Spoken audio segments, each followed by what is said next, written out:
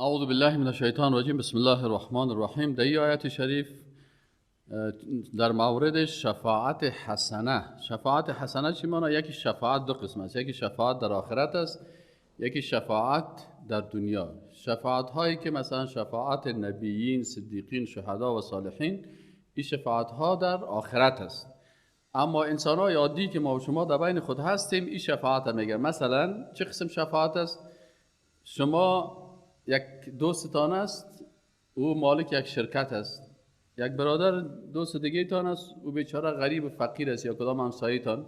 شما میرین پیش از این مالک امو شرکت شفاعت ازیره میکنین. کمی آدم خوب است، آدم مثلا مسلمان است، مدیده همسایه ماست، برای زمین شرکت چی بته؟ کار بته. این شفاعت حسنه میگه. شفاعت سیئه چی است؟ که شما میرین مثلا در یک کار زشت یک کسی را چی میکنین؟ پیش میکنین. او باز شفاعت چی است؟ غلط است. یعنی یک نفر در یک کار بد میبری، مثلا یک کسی در یک باند مافیایی میبری، معرفیش میکنی که والا یندیوال ما سمیران بگی دمیجا دمی کار زشت چی کو داخل بکو. حالا امی آیت قرآن امیر میگه که اعوذ بالله من الشیطان الرجیم بسم الله الرحمن الرحیم. من کسی که یشفع و شفاعت کنه، شفاعتا حسنتا، شفاعت یا میانجیگری مثبت یکن. الله متعال میگه که وقتی شما می خیرخواهی را کردین به یک مسلمان، یکن له نصیب منها، باز هر وقتی که او نفقه به فامیلش میگیره یا هر چیزی که میشه، بر تو هم الله متعال یک نصیبی از اجر از او در آخرت میده، چرا یک کار خوب کردی. و من یشفع، و کسی که میانجیگری و شفاعت میکنه، شفاعتا سیئتا، در میانجیگری یا شفاعت در کارهای زشت، یکن له کفل منها، هر وقتی که او یک زشتی را انجام میده، یک کاپی از گناههای از او در فایل تو هم انداخته میشه که در روز قیامت تو هم او هم در دفتر اعمال تو محاسبه میشه. و کان الله علی کل شیء مقیتا، و الله متعال بر هر چیز مقیت، حاضر و ناظر، ای مقتدر است. من اقاط علی شیء اذا قدر علیه. اقاط چی مانا؟ قدرت پیدا کرد. او شهیدا حافظا، یا شاهد و حافظ از به او کار. الله متعال امی جورپرسانی ایره تحیه میگن در زبان عربی، گریتینگ در زبان انگلیسی میگن. امی احوال پرسی که میکنن، الله متعال ادب وزیر برای مسلمان ها یاد میده که وقتی که و اذا حییتم، و وقتی که برای شما تحیت شوه یا یک کس سلام بده، به تحیت به کدام احوال پرسی و سلام، فحیو، پس شما جواب سلام ازیره بدین. به چی؟ به احسن منها، و بهتر از این خاطر. مثلا بهتر چی است؟ اگر یک نفر برات گفت السلام علیکم، جواب بهترش مطابق آیت قرآن چی است؟ که شما بگید که و علیکم السلام و رحمت الله، و رحمت الله را زیاد بکنین. وقتی گفت السلام علیکم و رحمت الله، تو بگو و علیکم السلام و رحمت الله و برکاته. یعنی شما ایره بهترتر جواب سلام بدید. انت نشه مثل بوم وار یگان تاست بر سلام بدی، اما تو پوزکش روبا وار گرفته است، جواب سلام نمیده، بی ادب و بد اخلاق است. ایره کار نکنین. اما شما سلام بدین. اما اگر کسی خدا بوم وار گرفت جواب سلامتون جواب نداد، باز چی است؟ شما هیچ متاثر نشین، چون ثواب از رحم الله بر شما میده. دیگه الله متعال میگه یا به احسن خوبتر جوابش بگین، او یا حداقل ردوها، جواب سلام بتین، رد بکنین، بگین و علیکم السلام. ان الله یقینا که الله متعال کان علی کل شیء حسیب، بر هر چیز محاسبه میکنه. یعنی حتی کلمات سلام، الفاظ سلام هم الله متعال محاسبه میکنه. لا اله الا هو، لا الله متعال خدا معرفی میکنه، میگه که الله که است، او ذات هست که نام است. الله میگه نام الله هست. این شما هستین که سر ما تهمت میکنن، نامای غلط میگن، خدا میگن، چختن میگن، گات میگن. این نامای الله نیست. این ترجمه‌اش است که شما از دل خود جور کردین. الله متعال که خالق آسمان ها و زمین هست. لا اله نیست هیچ معبود به حقی که مستحق باشه که ذاتش عبادت شوه و شریعت و قانونش تطبیق شوه الا هو، بغیر از او که الله هست. لا یجمعنکم، ات ذات هست که حتما جمع میکند شما را، الی یوم القیامت، بر روز قیامت، لا ریب فیه، که در او هیچ شک و ریب نیست. و من اصدق، و کی هست بسیار راستگوتر، صادقتر، من الله، از الله متعال، حدیثا در سخن.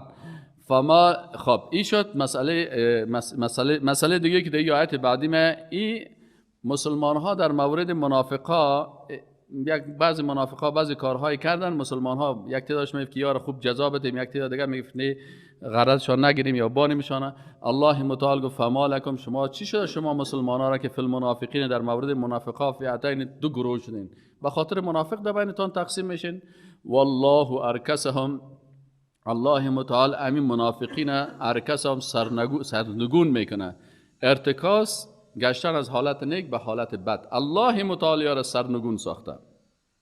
چرا؟ به ما کسبوا، با آنچه که اینا انجام دادین. اتریدون، آیا شما میخواهید ان تهدوا هدایت کنین من کسانی را که اضل الله، که الله را گمراه ساخته. اونا قلب کثیف داشتن، الله اونا را گمراه کرد.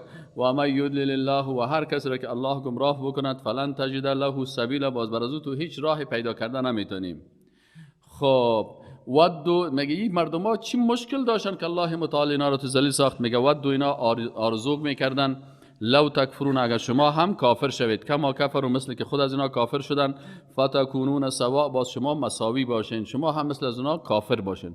فلا تتخذوا، پس شما ای مسلمانان نگیرین، منهم از همین کافرها و منافقا اولیاء، دوستا، با امراض یا دوستی نکنین، حتی تا زمانی که یهاجرون، هجرت بکنن، فی سبیل الله، در راه الله.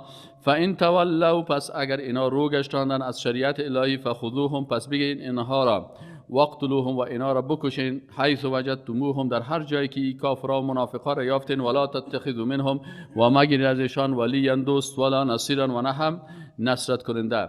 الا الذين، مگر کسانی را غرض نگیرین که یصلون الی قوم، که اونا ارتباط میگیرن یا پناه میبرن، الی قوم، به سوی قومی که بینکم و بینهم میثاق، که در بین شما عهد و پیمان بود. رسول الله صلی الله علیه و آله که بعضی از کسا پیمان کرده بودند که شما سر ما حمله نکنید، ما سر شما حمله نمیکنیم، بینشان میثاق بود. اگر اینا با امرای پیمانای شما بودن، با شما اینا را قضیه. او جاؤکم، یا این که آمدن، حسرت صدورهم، که بسیار تنگ شده سینه هایشان، در تشویش هستند، او یقاتل قومهم، یا جنگ کردن با چی کردن قومشان.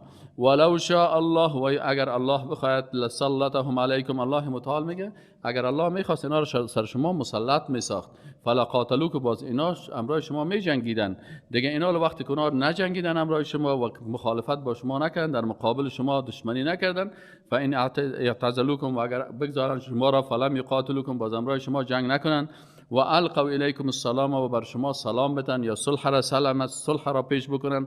فما جعل الله لكم، پس نگردانید الله علیهم، بالایشان راه را.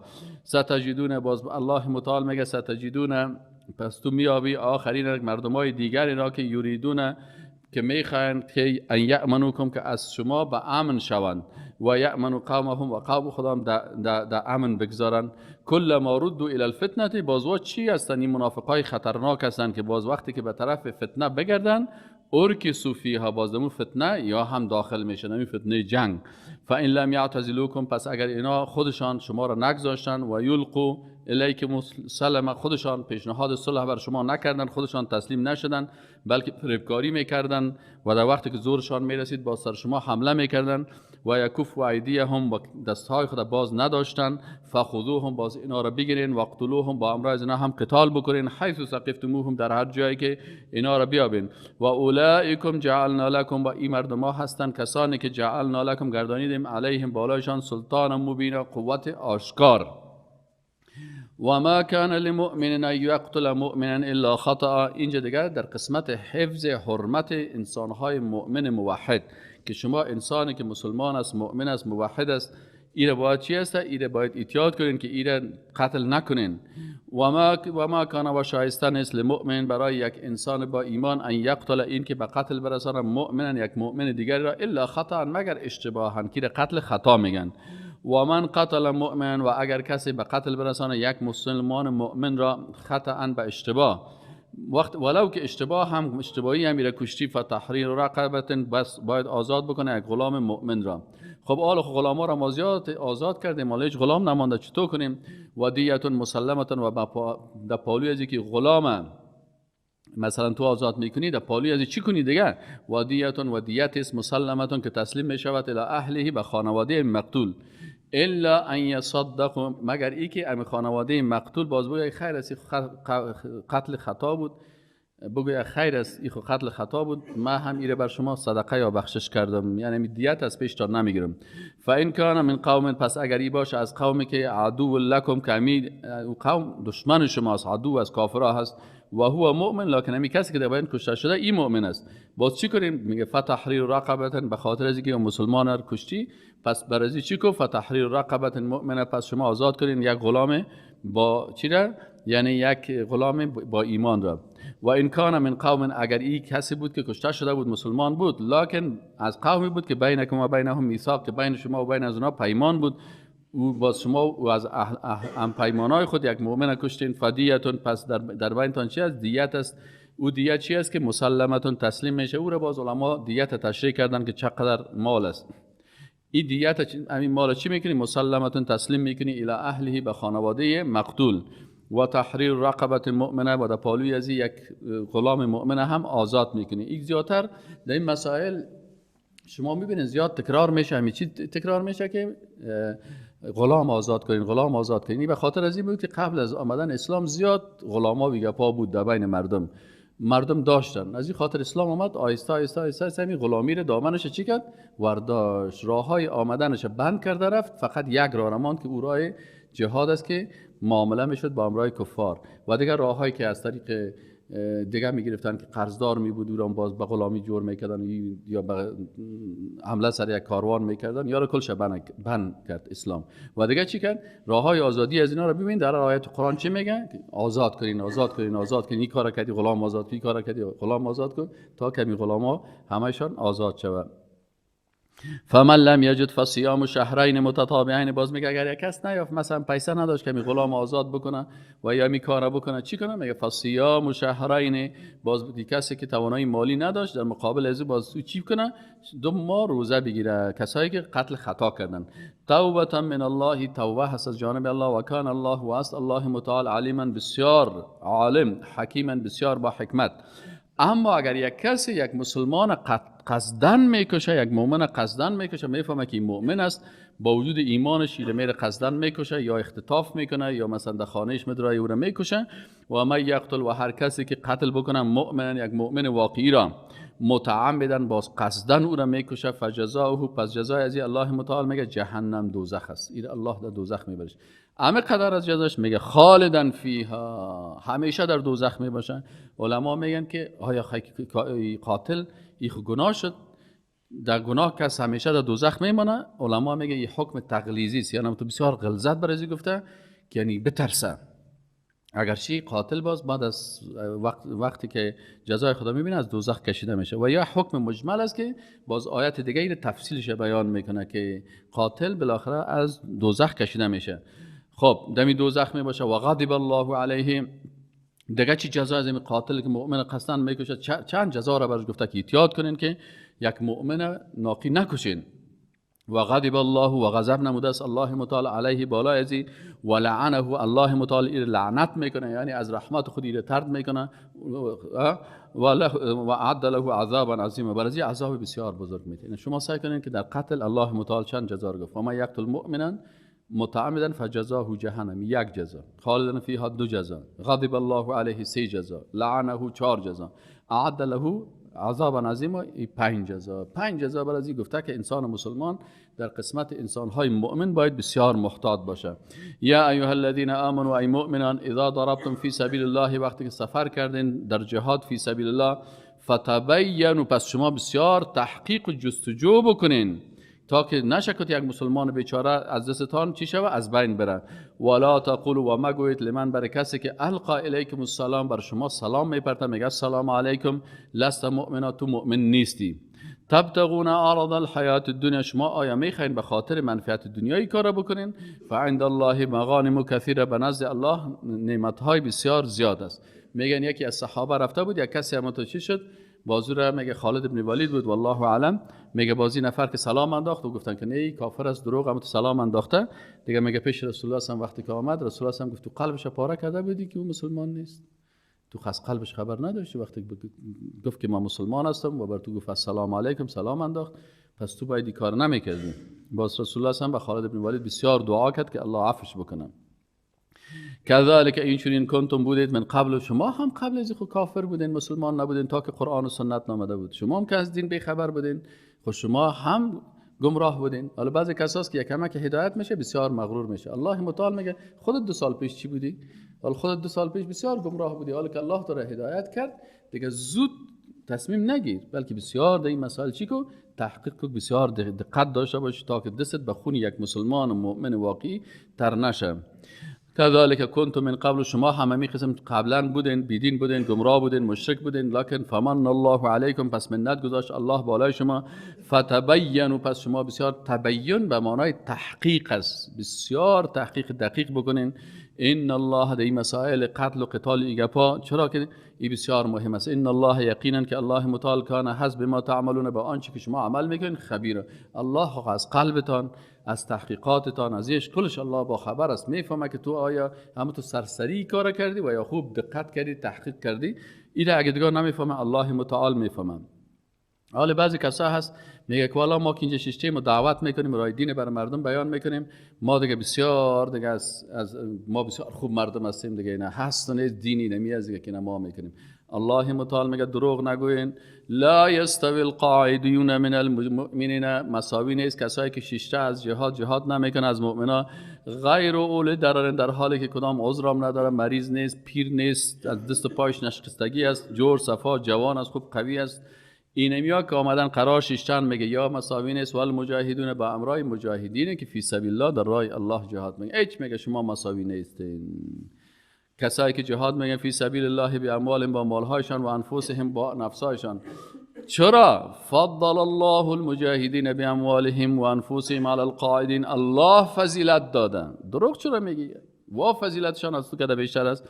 فضل الله المجاهدین، فضیلت داده الله متعال مجاهدین را که جهاد میکنن به اموالهم، با مالهایشان، و انفسهم، با نفسهایشان، یعنی هم با مال خود در راه دین الله مصرف میکنه، هم جان خود در راه دین الله قربان میکنه.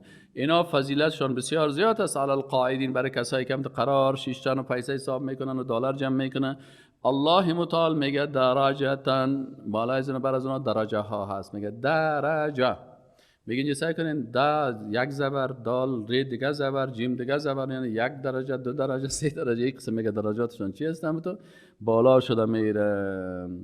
و کل وعد الله الحسنى، شما هم خفه نباشین، الله متعال میگه بر دیگرها هم وعده حسنه داده، رتبه از اونها بلند است. و فضل الله، باز میگه مغرور نشین، فکرتان باشه کسایی که شعبات ایمان تمام میشه نمیفهمه، 1-3-4 چیز دینه که عمل کرده میگه والله من بسیار دیندار هستم. الله متعال میگه نه، چند شعبه دین از پیشت مانده، شعبات دینت ناقص است. و فضل الله، سایکوتینی فضیلت ها را داری نداری. و فضل الله المجاهدین، الله متعال فضیلت داده مجاهدین را علی القاعدین، بر کسایی که نشستند، اجرا عظیما، اجر بسیار عظیم. اون خود تو سایکو که شب تو چه قسم تیر میکنی، او مجاهد چه قسم تیر میکنه، تو در شکم خوردی که از یاد خوردن خور کرده میری و او بیچاران دفته ها از گشنگی میگردن. پیش الله تو از او مساوی هستین؟ ابدا نیستین. درجات منه، الله متعال بر از اونها درجه های داده، و مغفرت، بر از اونها مغفرت هم میکنه، و رحمت هم از جانب الله هست. و کان الله غفورا رحیما، الله که است مغفرت کننده و رحیم است. ان الذين، یقینا که خی عذاب دیگر خی خوب گوش بگیرن، کسایی که هجرت نمیکنن میرن در مملکت‌های کفری، بسیاری کسا رو ببینین که در زیر بیرق کفار قرار دیگه خدا انداخته، اروپا میرم، امریکا میرم، زیر بیرق کفر زندگی میکنم و در اونجا هست، حتی از سرزمین مسلمان ها میرن در اونجا. این مردمایی که مثلا در زیر بیرق کفر خوشحال است، زمینه هجرت برش مساعد است، هجرت نمیکنه، میباشه در زیر بیرق کفار تا که مثلا اونجا تمام قانون کفر سرش تطبیق شود. الله متعال میگه یا چیز جزا دارن کسایی که مثلا نمی قسم هستن، میگه ان الذين، یقینا کسانی که توفاهم الملائکه، اونها را میکشند یا قبض روح میکنه، کی؟ الملائکه، ملائکه، ظالمی انفسهم، در حالی که خود از یا ظلم کرده در نفس خود. به ماذا ظلم؟ به ترک الهجرت، که هجرت نکرده. قالو، سوال میکنه ملائکه از پیششان وقتی که ملائکه را خوب زدن میکنه در این وادی جان کندن، که خوب نفس از یارا دیگه همون تو در حالت میری خوب زدنشان را میکنه دیگه، باز میگه قالو فیما کنتم، شما را چی خدا شرمانده بوده، چی حالت بودین که شما در اینجا قالوا میگویند کنا بودیم مستضعفین بسیار ضعیف بودیم. اوه تو تکواندو باز ضعیف بودی؟ این زیرپیونیه که چسب میپوشیدی هنوزم تو ضعیف بودی؟ دروغ میگه بودیم مستضعفین فی الارض در زمین. قالوا باز الله متعال میگه که الم تکن ارض الله واسعه، آیا زمین الله واسع نبود که از زیر بیرق کفر برای در جای باشی که اونجا ایمان تا اسلام تا تطبیق کرده بتانی؟ الم تکن ارض الله واسعه، آیا نبود زمین الله واسعا فراخ و وسعت، فتهاجروا پس هجرت میکردن فیها در آن. فاولئک پس اینوی مردمایی که اینمی قسم گپا را میزنن و بانه طلبی میکنن و در زیر بیرق کفر خوشحال هستند. به خاطر چی خوشحال هستند؟ به خاطر که زنا خوب برشان است، گناه برشان هست، شراب هست، ای هست، تو هست. فاولئک مأواهم جهنم، الله متعال میگه که اینمی مردمها که هستند مأواهم جایگاهشان جهنم، آتش دوزخ است. وساءت مصیرا، و بسیار زشت از بازگشتشان. آیا کل گمی عذاب میبینن؟ میگه نه، انسان هایی که واقعا ضعیف هستن باز و مستثنا هستن. الا المستضعفین، مگر کسایی که واقعا ضعیف هستن، من الرجال از مردها، یعنی مردهای پخته سال و ریش سفید و ضعیف هستن که توانایی ندارن، و النساء، و خانم هایی که توانایی ندارن، و الولدان، و اطفال که توانایی ندارن به هجرت. لا یستطیعون حیلة، که اینا هیچ حیله و چاره ندارن، ولا یهتدون سبیلا، و راه بیرون رفته هم ندارن. فاولئک عسى الله ان یعفو عنهم، اینی مردم است که الله، فاولئک پس همین مردمای ضعیف و بیچاره و ناتوانی که است، یا عسى الله ان یعفو، نزدیک است که الله اونا را عفو کنه. اما این جوانای قدرتمند که است، یا را دیگه باز الله متعال عفو نمیکنه. و کان الله، و الله هست عفو و عفو کننده بالای از همین مردمای ضعیف، غفورا مغفرت کننده هست. و من یهاجر، اگر کس واقعا هجرت کنه، میگه از خانه خود هجرت کرد، والا من خو خانه دارم، منزل دارم، زندگی دارم، چطور کنیم؟ چی داره؟ یایداتی پیسه و تو داره. الله متعال میگه و من یهاجر، و کسی که هجرت بکنه فی سبیل الله، در راه الله، یجد فی الارض، الله میگه میافه، الله برش میته در زمین، چی میته؟ مراغما، سرزمین های کثیرا بسیار زیاد، و ساعتا، و آزادی فراوان الله برش اونجا نصیب میکنه. خب یک نفر از خانه خود برآمد تا میدان نرسید، دمیرا فوت کرد یا کشته شد یا چطور شد، میگه و ما یخرج من بیته، وقتی که مهاجر از این خانه خود که قدم بیرون میکنه از این دروازه خود، مهاجرا به نیتی که من هجرت میکنم الی الله و رسولی، به طرف دین الله و رسولش. ثم یدرکه الموت، باز اینمیجه مرگ ایره گیر میکنه، تا به اونجا نمیرسه، دمیرا میمره یا کشته میشه یا از بین میره. فقد وقع اجره علی الله، یقینا که واقع شده اجرش بالای الله، الله برش اجر میته. از این دروازه که این پای خدا بیرون کرد. و کان الله غفورا رحیم، و الله متعال بسیار بخشنده و مهربان است. حکم دیگه در قسمت در داخل میدان معرکه میگه که در داخل میدان معرکه ما نماز چه قسم بخوانیم؟ الله متعال میگه و اذا ضربتم، و وقتی که به سفر برآمدین، فی الارض در زمین، فلیس علیکم، پس بر شما نیست، جناح گناهی، ان تقصروا الصلاه، که شما نمازتان قصر بکنین. قصر چی است؟ نمازهای 4 رکعتی فرض 2 رکعت خوانده میشه در سفر، و سنت بالای مسافر نیست. اگر نوافل میخوانه اما سنت نیست. به خاطر چی است که مسافر نه خود به تکلیف بسازه، نه اندیوالای سفر خوده.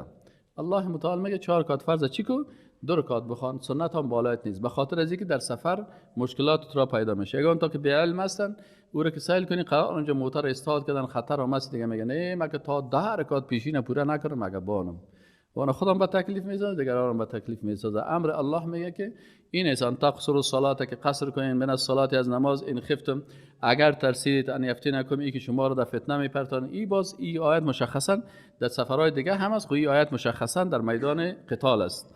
ای که شما را در فتنه پرتان، یعنی حمله بکنه بالای شما، الذين کسانی که کفر و کافر هستند، ان الکافرین كانوا لكم عدوا مبینا، یقینا که کافرها بر شما هستند دشمن بسیار واضح و معلوم دار. آل رسول الله صلی الله علیه و سلم الله امر میکنه که در میدان که جنگ هم تو خوب جریان داره، در جریان است، اونجا دشمنا او طرف چی گرفتن؟ کمین گرفتن، مسلمان ها همین طرف در کمینشان هستن، نماز خدا ترک کنیم؟ میگه نه نماز ترک نکنین. یک قدر حکم نماز جدی هست که حتی در اون حالت هم باید نماز ترک نکنی. بعضی کسا زنگ میزنن والا سه من یک دکان کار میکنم که اینجا نماز خوانده نمیتونم. نکده او دکان کار، مرد یک دکان دیگه کار که نماز خوانده بتونی. والا مثلا در فلانی صنف هستم معلم ما مارنای ما که برای بخی برای بگم استاد من برام نماز ما میخونم. و اذا كنت الله متعال بر رسول الله میگه و اذا كنت و وقتی که تو می باشی فیهم در بینشان در صف معرکه در صف جهاد. حالا میگه از معرکه و جهاد گپ نزنین. چرا؟ میگی دین چی است؟ گپا رو نزنین. باز جهاد گپ زدی خشونت است. حالا خود شخص رسول الله صلی الله علیه و سلم در صف معرکه است. تو پیرو کدام پیغمبر هستی؟ از رسول الله صلی الله علیه و سلم هستی؟ این رسول الله صلی الله علیه و سلم در صف جهاد بود. و اذا كنت و وقتی که می بودی فیهم در بینشان فاقمت پس جماعت نمودی لهم برشان الصلاه در نماز فلتقم طائفه منهم معك فلتقم پس استاد شوه یک طایفه از مجاهدین مثلا نصفشان منهم از ایشان معك امرای تو وليأخذوا اسلحتهم در وادی نماز هم که باید سلاح‌هایشان پیششان باشه کلاشینکوف هم دستت محکم باشه راکتت پیشت باشه. فاذا سجدوا وقتی که یا سجده کردن رکعت اول ختم کردن فلیکونوا پس باشند من ورائکم یا در پشت سر شما باشه ولتأتی و بیاین طائفه اخرى او کسای دیگه که و در نماز شریک نبودن. یعنی دو تقسیم شد مجاهدین. یک قسمت از اینا که رسول الله رکعت اول نماز خواندن یک قسمت دیگه شان که در کمین چیشته بودن. حالا میگه شما که رکعت اول خلاص کردین باشین در جایتان و دوگاه بیاین در پشت رسول الله صلی نیت بکنن لم یصلی حتی سگ جماعت در صف چیز در نکرده. سبحان الله. بعضی کسا ببینی خانه که شین قدر کمه که فاصله داره نمیری نه والا صاحب ما خود چند ماه میشه نماز خفتن و صبح هیچ حرکت نمیکنه می در جماعت نمیره. باز اگه 6 شب توی باشه باز در 6 نه از اختطافچی میترسه نه از لط میترسه نه از فلان از نماز میترسه از عبادت الله. الله متعال میگه که باز سعی کنید حتی در اونجا هم باید تارک جماعت نشین. باز میگه و بیاین لم یصلوا کسایی که نماز نخواندن فلیصلوا باز نماز بخوانن معکم یک رکعت دیگره ولیأخذوا حذرهم و باید بسیار احتیاط خود بکنن احتیاط داشته باشن و اسلحتهم و سلاحهای خود را هم بگیرن. چرا این کار را باید بکنن مسلمان ها؟ این قسم به خاطر از اینکه ود الذین آرزو میکنن کسانی که کفر و کافر شدن لو تغفلون عن اسلحتکم که اگر شما از سلاحهایتان غافل شوین و امتعتکم یا از وسایل و تجهیزاتتان شما غافل شوین فیمیلون پس یک دفعه حمله میکنن و هجوم میکنن علیکم بالای شما میلتا واحدا حمله یک دفعی. الکی مسلمان ها در نماز صلای خدا مانده برین حمله کنین. شما مسلمان ها اونجا باید بسیار محتاط باشین. هم نمازتان بخوانین هم نماز به جماعت بخوانین هم مراقب دشمن باشین. ولا جناح و نیز گناهی علیکم بالای شما امکان اگر باشد اذن کدام تکلیفی من مطر یا باران او کنتم مرضى یا مریض باشین ان تضعوا اسلحتکم که صلایتان در زمین بگذارین. اگر باز مریض بودی صلایت گرفتن نمیتونی سر ثقلت میکرد یا کدام زخم داشتی باز خیر صلایت اگر ماندی و یک نفر دو نفر دیگه کلگی خونه است. و خذوا حذرکم باز هم بسیار احتیاطتان بگیرید. ان الله یقینا که الله متعال اعد للکافرین آماده کرده است برای کافران عذاب مهین عذاب بسیار توهین کننده را که باز روز آخرت بسیار توهین و تحقیر میشن. آره که نماز خوانیم چی کنیم؟ میگه با وجودی که جهاد هم میکنین نماز هم میخونین لکن ذکر الله را باید فراموش نکنی به یاد الله باشی.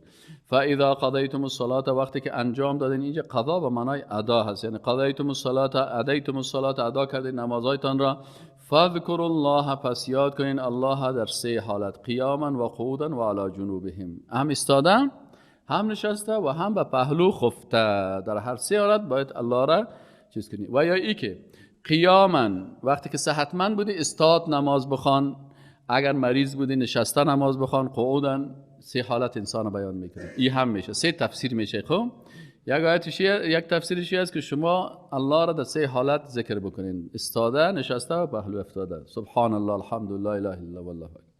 یک تفسیر دیگه است که الله متعال در سه حالت عبادت بکنین. نمازتان سه قسم خوانده میتونین صحتمند استاده مریض قعود نشسته و مریضی که بسیار از دست و پای افتادگی است ای به پهلوی خفته. ای هم میتونه که نماز خدا بخونه.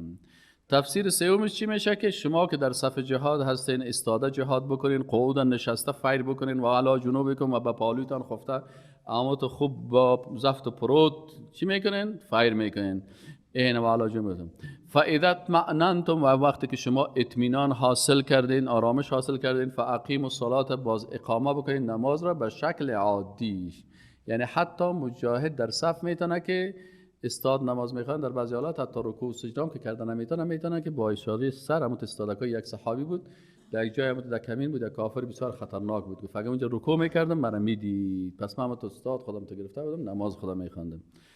وقتی که اطمینان حاصل کردین که دیگه حال دشمنا در کمین نیستن، فاقیم الصلاه، باز اقامه بکنید، نماز رو هم تو درست با تمام شرایط احکامش بخواین. ان الصلاه، یقینا نماز که الله متعال میگه کانت هست علی المؤمنین، بالای مؤمنان کتاب موقوتا، یعنی فرض شده که در وقتش باید بخوانی. بعضی کساس میشینه خوب که غروب آفتاب شد، بازی که نزدیک از کار شام شد و باز میخیزه نماز میخونه. این هم عادت منافقا هست. بعضی کسا هست بسیار نماز خدا هیچ فکر خدا وش خدا نمیگیره، این هم عادت انسان‌های بیدین است. بعضی کسا بسیار عجله میکنن، در وقتش، در اول وقت، در وقت بسیار خوبش باید نماز تا بخونیم. ولا تهینوا، و شما احساس اهانت و کوچک نکنین، فی ابتغاء القوم، در طلب کردن کافران. این تکونو، یعنی چرا بعضی اوقات مسلمان‌ها میگه والا سعی کن، مسلمان‌ها ضعیف هستن، مسلمان‌ها قدر شهید دادن، قدر مسلمان‌ها به شهادت رسیدن، قدر مسلمان‌ها زخمی شدن. الله متعال میگه بی عقلی گپا را نزنین. چرا؟ این تکونو تعلمون، اینجا علم از درد گرفته شده است، ولهم عذاب علیم که میگن این کنتم، اگر شما این تکونو، اگر هستین شما تعلمون که احساس درد میکنین، زخمی میشین، کشته میشین، فانهم، امو کافرها و منافقا و مشرکا هم یعلمون، اونام احساس درد میکنه. اگر فیلمای از اونها رو هم سعی کنین که جورج بوش چطور گریان میکنه، ویدیوهاش چطور دلش تنگ آمده، کفیده که ما صاحب کل دنیا و زندگی ما رفت، هیچ چیز بر ما نموند. اونا هم احساس درد میکنن، اونا هم زخمی دارن، اونا هم کشته میشن، اونا هم تک میشن، تنها شما نیست. فانهم یعلمون، اونا هم درد و رنج میکشن، متضرر میشه، اقتصادشان خراب میشن، کشورهایشان تقسیم میشن، تک میشن، در بین یکی دیگه خود بسیار وضعیتشان خراب است. کما تعلمون، مثل که شما احساس درد میکنین، لکن فرق شما با اونا چیست؟ و ترجون من الله، شما از الله باز آرزو میکنین، ما لا یرجون، چیزی که اونا امید نمیکنن. اونا وقتی که چیز شد باز میگن اینقدر اسکر امریکایی هلاک کردی، چون اونا باز میگن امیدی از الله ندارن، میفهمن که دیگه هلاک شدیم. اما شما خب باز میگن که نه بابا، ما مقام حاصل کردیم. و کان الله علیما حکیما، وقتی که الله یه احکام بیان میکنه به خاطر عزیز که الله بسیار عالم است و الله بسیار حکیم است. ان انزلنا الیک الکتاب، الله متعال میگه به رسول الله صلی الله علیه و سلم که ما نازل کردیم به کتاب را، این قرآن عظیم شان بالای تو ای رسول الله صلی الله علیه و سلم، بالحق، به توحید، که تو وحدانیت الله را، توحید صفات، توحید ذات، صفات، افعال، عبادت، اطاعت، کلش بر مردم بگویی. وقتی که اینا خوب موحد شدن، لتحکم بین الناس، باز حکومت کنی، حکومت توحیدی، حکومت اسلامی بکنی ای رسول الله صلی الله علیه و بین الناس، در بین مردم. اینا کسان میگه که اسلام با سیاست ارتباط نداره، یا این آیت انکار میکنن، کافر میشن. الله میگه که لتحکم بین الناس، تا که حکم بکنی، فیصله بکنی، حکومت بکنی بین الناس، در بین مردم، بما اراک الله، و آن چیزی که الله تعالی نشان داده. چه قسم حکومت بکنی؟ مطابق قرآن و مطابق سنت رسول الله صلی الله علیه و سلم. ولا تکن للخائنین خصیما، بر خائنا و خیانتکارا مدافع نباش. این که یک کسی بود میگه به نام طعمه ابن ویرق نام داشت، این چی میگه؟ میگه پیش که کدام کسی چیز خدا مانده بود، این را انکار کرده بود. دلیل اون نفر میگه شاهد هم نداشت. میگه در این قسمت این رسول الله صلی الله علیه و گفت که یعنی خواهی شاهد نداری، چطور این خیلی ملامت نیست؟ الله متعال گفتش که نه، از این خائن است، منافق است، منافقت میکنه، دفاع زیر نکو. و استغفر الله، و از الله مغفرت بخوای. ان الله یقینا که الله متعال کان هست غفور الرحیم، و بخشاینده و مهربان. ولا تجادل، و بحث و گفتگو نکو، عن الذین، یا دفاع نکو، عن الذین، از کسانی که یختانون خیانت میکنن، انفسهم، با نفسهایشان. ان الله یقینا که الله متعال لا یحب، دوست نداره، من کان خوانا اثیما، کسی که بسیار خیانتکار باشه و گناهکار باشه. خود رسول الله صلی الله علیه و وقتی که نفر پیشش میامد، شاهد و دلیل گپا نمیبود، خو علم غیب نداشت پیغمبر صلی الله علیه و سلم. بعضی اوقات نمیفهمید که مثلا کدام از اینا خائن است، کدام شان است. الله متعال خائنین برش معرفی میکنه و برش میگه که اینی خائن است، از این باید جزایش بدی. این مردمای خیانتکار چی هستن؟ چرا خیانت میکنن؟ یا استخفون من الناس، اینا مخفی و پت میکنن، یا میترسن، یا شرم میکنن از من الناس، از مردم. ولا یستخفون من الله و یا مخفی و پت نمیتوانن خدا کنن یا حیا نمیکنن این مردم من الله از الله و هو معهم در حالی که الله متعال امرایشان هست اذ یبیتون هنگامی که شبانه برنامه ریزی میکنن شبانه پلان میسازن. چه قسم پلان میسازه؟ ما اوت پلان میسازه که لا یرضا که الله راضی نمیشه من القول از سخنانشان از اتهاماتشان از دسایسشان و کان الله بما یعملون محیطا و کان الله واسع الله متعال بما با آنچه که یعملون عمل میکنن محیطا احاطه کننده از همه جانب. ها انتم هؤلاء میگه شما ببینید مسلمانان شما کسایی هستین که جادلتم دفاع میکنین عنهم از این مردم فی الحیات دنیا در زندگی دنیا فمن یجادل الله عنهم یوم القیامه باز از این خائنا در روز قیامت کی میتونه دفاع بکنه؟ هیچ کس باز نمیتونه. حالا شما نمیفهمین از اینا رو میگین خوب مردم است. باز ببینید که الله در روز قیامت اما یکونو یوم القیامت اما یکونو باز کی میباشد علیهم بالایشان وکیلان در روز قیامت کی میباشه وکیل یاور و ذمہ دار از اینا. من یعمل و من یعمل و هر کسی که عمل بکنن سوءا کدام عمل زشت را او یظلم نفسه یا ظلم بکنه بالای نفس خود لکن با صادقانه توبه بکنن و استغفار بکنه ثم یستغفر الله باز این صادقانه توبه بکنه استغفار بکنه از الله طلب مغفرت بکنه یجد الله غفورا رحیما میاب الله متعال که بسیار بخشنده و بسیار مهربان است.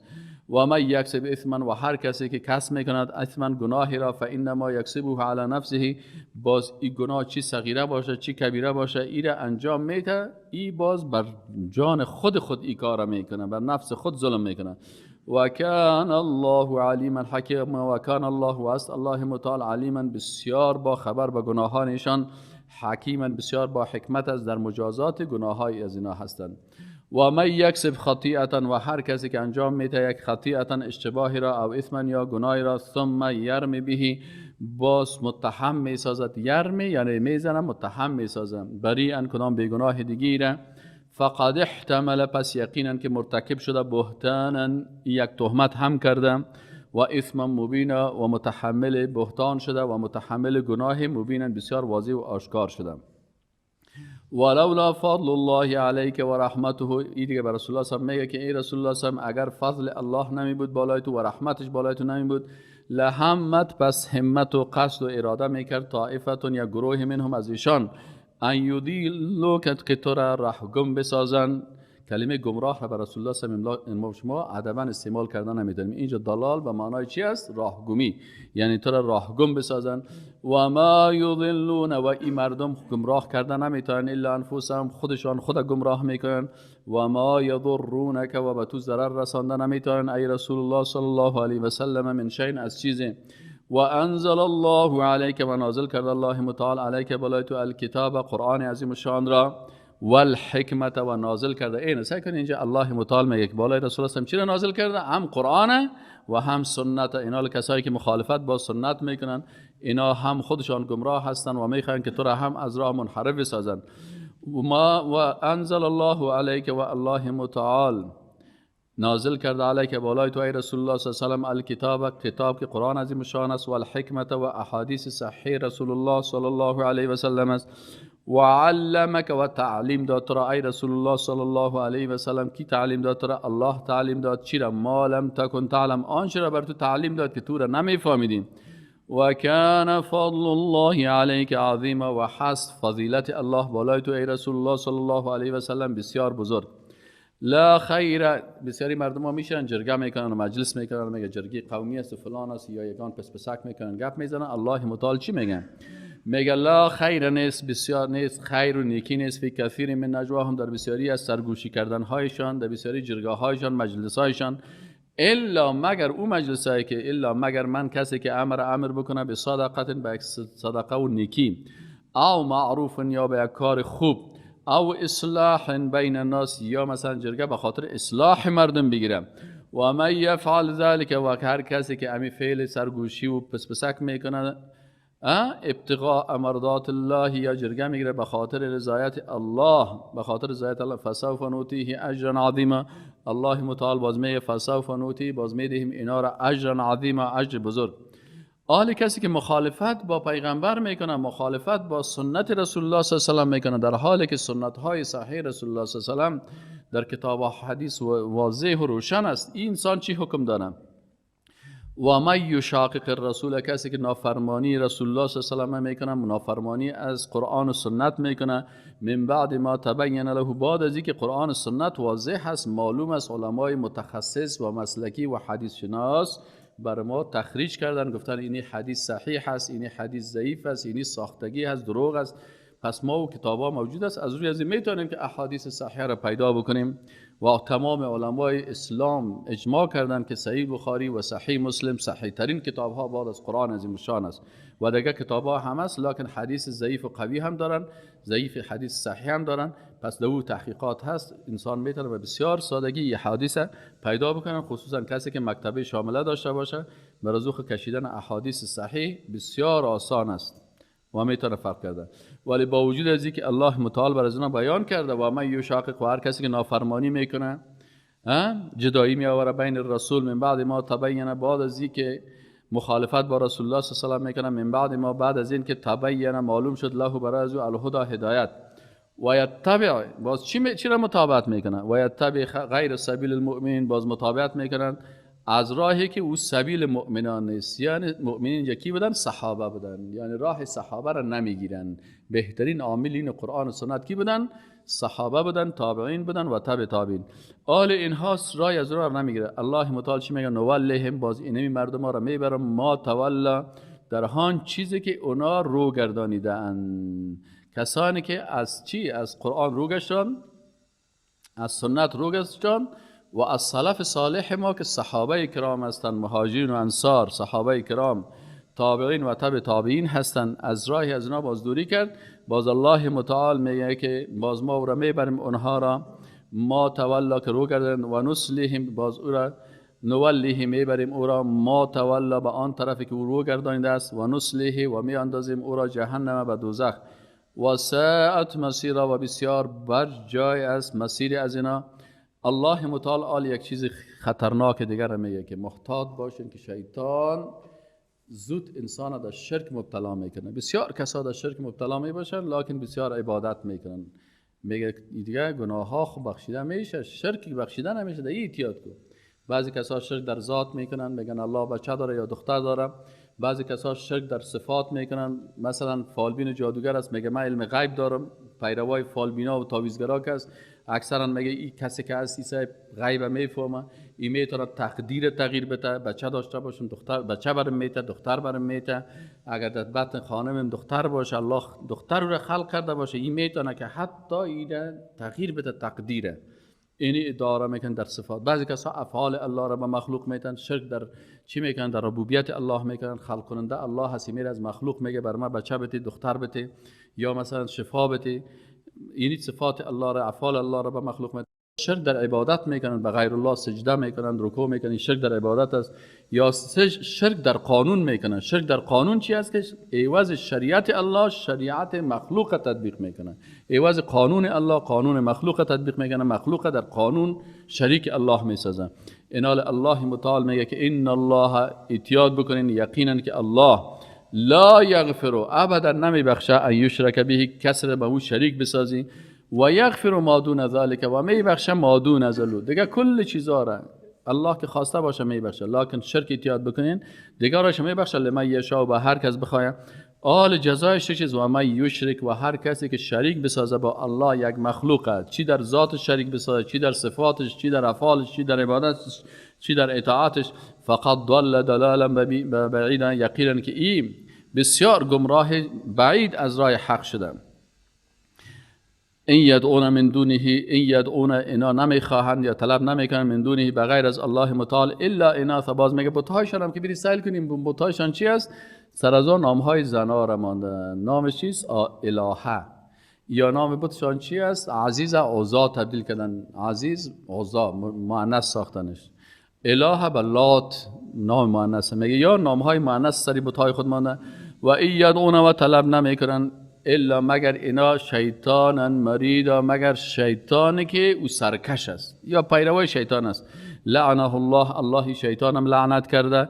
و در حال که الله لعنت کرده و قال و میگه لاتخذن امی شیطان ملعون چی میگه؟ میگه لاتخذن ما حتما میگیرم من عبادک ای الله. گفت ما از بنده هایت میگیرم. چی میگیریم؟ نصیبا مفروضا، یک نصیب اندازه شده، یک تعداد از یار حتما گمراه میکنم. شیطان میگه چه قسم گمراهشان؟ میگه ولا اضلنهم ولا اذلنهم و حتما اونا را گمراه میکنم. شیطان میگه من یارا این دشمنی خود اعلان کرده، میگه من یارا گمراه میکنم.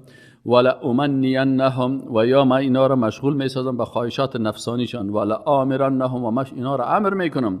چی امر میکنم؟ ولا امرنهم و اینا را من امر میکنم حتما فلیبتکن پس اونا قطع میکنند آذان الانعام همو گوشهای چارپایا را، به خاطر که گوشهای چارپایا را قطع میکنن. باز میفتن این ما قطع کردیم به خاطر چی که گوسفند یا بز مخصوص کی است یا شتر مخصوص بتهای ماست، این نشانی شدگی است. ولا امرنهم و دیگه شیطان میگه من اینا را امر میکنم فلا یغیرن پس یا تغییر میتن چی را؟ خلق الله خلقت الله را. یعنی پیروای شیطان است که چهره خدا تغییر میده. الله یک قسم خلقش کرده، ای باز چهره خدا از خلقت الهی تغییر میده. دندانش یک قسم الله ساخته، باز دندانش فاصله میره، ابروی خدا کوتاه میسازه، ریش خدا کامل تراش میکنه، یا چهره خدا دور میسازه. الله خوب انسان وارو ساختش با سیخار اینجا تیر میکنه، اینجاش غار میکنه. یعنی کلش تغییرات از چی؟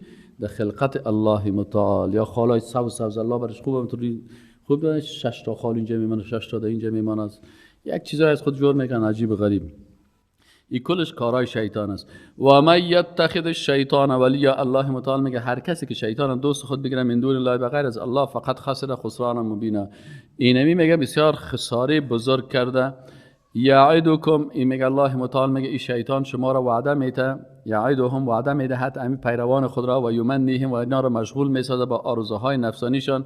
و ما یعدهم الشیطان و اینا را وعده نمیده شیطان الا مگر غرورا، به غرور. اولئک همی مردم مأواهم جایگاهشان چی؟ از جهنم، کسایی که پیروان شیطان هستند.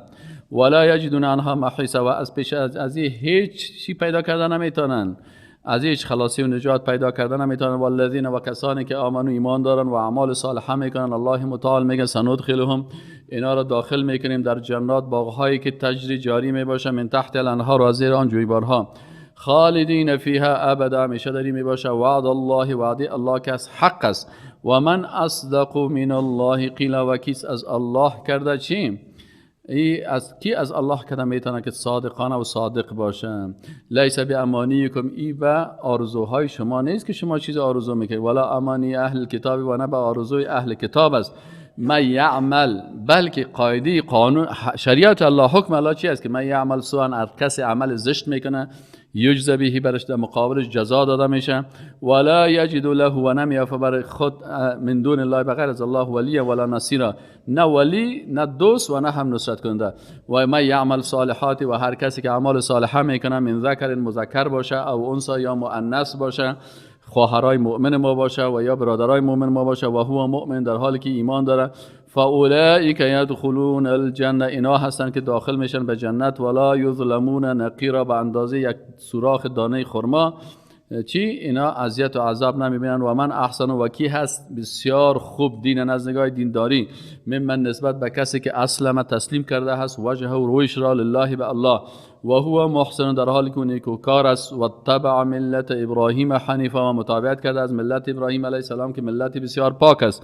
و اتخذ الله ابراهیم خلیلا، و گرفت الله متعال ابراهیم علیه السلام خلیل، دوست خود گرفت.